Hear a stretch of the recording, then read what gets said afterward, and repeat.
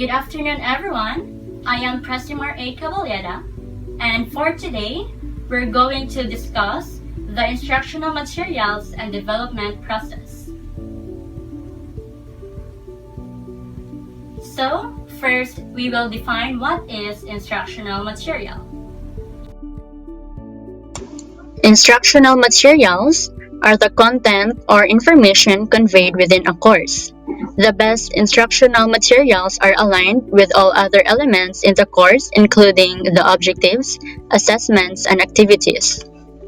It provides the core information that students will experience, learn, and apply during a course, as well as they hold the power to either engage or demotivate students. This includes lectures, reading textbooks, multimedia, components, and other resources in a course. These materials can be used in both face-to-face and online classroom. However, some must be modified or redesigned to be effective for the online environment. Okay, so just like this one. For our current situation wherein we are having online classes wherein there are also other things that were redesigned or reconsidered because all of us are adjusting with this new normal and a new type of teaching method, which is online classes. And next, let's go on to the identification of the aim.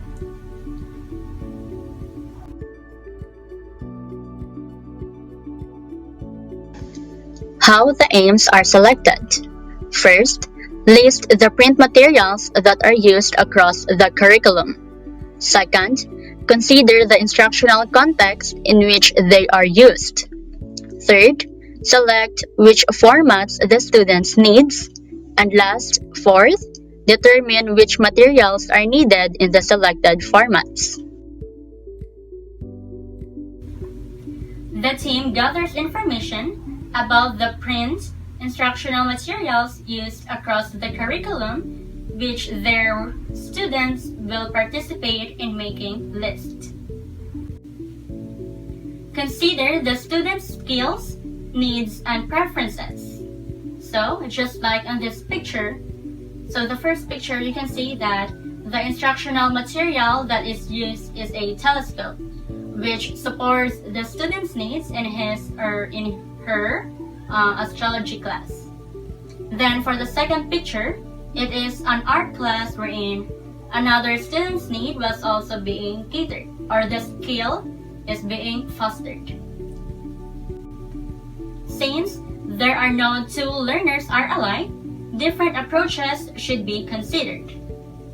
So, as you can see in the picture here, the team determines which specialized formats will be used or useful for their students. And the last one, number 4. The team uses the information gathered to select which print or instructional materials are needed in which formats.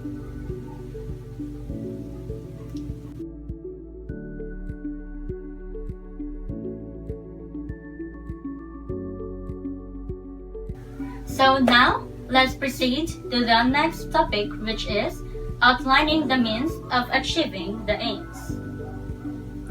So this is it.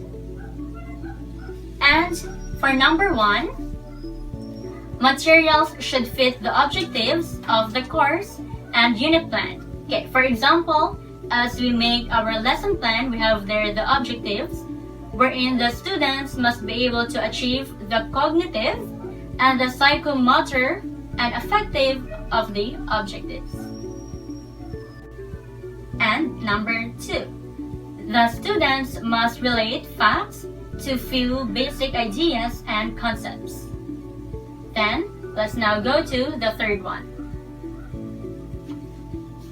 We can use objectives or advanced organizers to give overview of the presentation. So just like in this picture, the teacher there is showing an organizer or simply to make or to give overview of the lesson. Then for number 4, we have not overrepresented, neither underrepresented. Let the students internalize the lesson. Do not spoon feed everything, but rather, all you have to do is to explain it in a way they will understand the lesson. So you are also learning or teaching them this self-study or self-improvement. Then let's move on to the 5th one. Then again, embrace the student's diversity. Cater and accommodate their individual needs. For example, you can use audiovisual for the deaf students and Braille for the blind students. And number 6, we have that one. For this, the teacher may use STE or Standard Readability Estimate. And then the last one that we have is number 7. For that, you're going to give motivation to the students like rewards and interest-driven. Good afternoon, everyone. I am Angela Vinjola, and I will discuss about the progressive development in instructional design.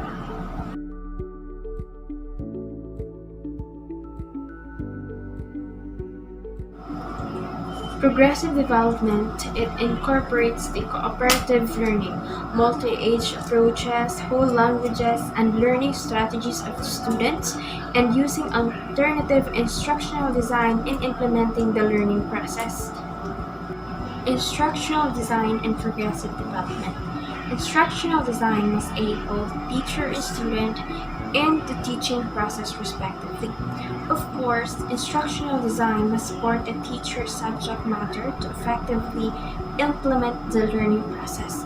And as a student, it is considerable that the instructional design must be relatable and appropriate in the subject matter so that it will be easy and convenient for the students to catch the information for better understanding in the lesson.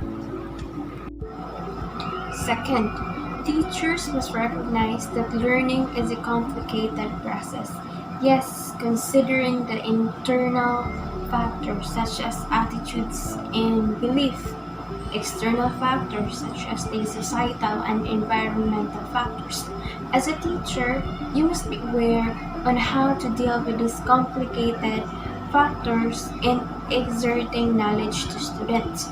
To effectively exert and incorporate the information, you have to be flexible and tangible enough to deliver the subject matter to students for them to be able to adopt and incorporate themselves in the instructional design that you have made. So third would be instructional design is flexible and applicable to a level. It is flexible for it is interchangeable for any kind of instruction. Considering the subject matter, it will incorporate the instructional materials that is used for better understanding and disseminating the information. Applicable to a level, for it is because in attaining learning, it is timeless and we learn every day in our lives. And fourth would be instructional design should consider and involve the learners. Of course, you have made your instructional design for your learners. So in considering this, you must include the learning strategies of your learners, for it will be easier for them to catch the information and the lesson if it suits to their learning strategy. Fifth would be instructional design consists of numerous sub-processes. There are so many instructional design, but mostly it is based on ADI, which it involves the analysis of the subject matter, design and implementing the instruction, and the implementation of the instructional design and fostering the information. And lastly is the evaluation and to evaluate the desired outcome and to evaluate its its effectivity in implementing it. And lastly, in progressive development, different learning types calls for different types of instruction. So, as we all know, students have its different learning strategies. There are audiovisual learners, audio learners, and visual learners. And there are also learners that are more on hands-on practice. So, considering these factors in learners, we must consider in making our instructional design, it must suit and compatible for the learner's needs so that it will be easy for them to get the idea of the instruction and to learn the lesson.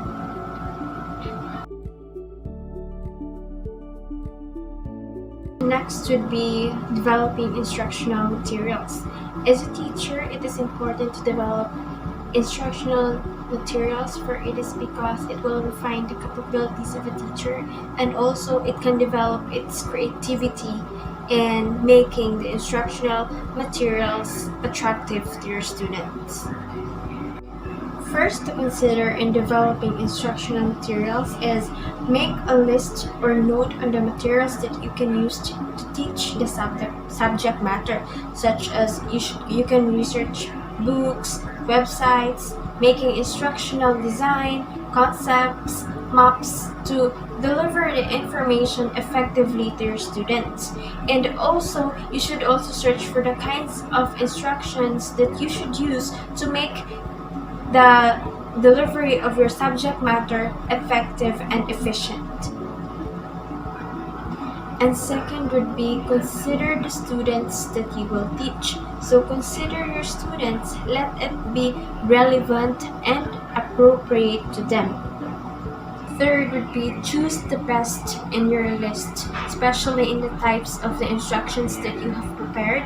Choose the best out of it that will suit your learner's strategy in attaining learning in the process. And of course, lastly, consider all the resources available and convenient. Instructional materials could be used of cartolina or manila paper or any materials that can be used in learning. And as of now, we are most advised to use the computer-based instruction or delivery of information, for it is convenient and advisable for this time of pandemic.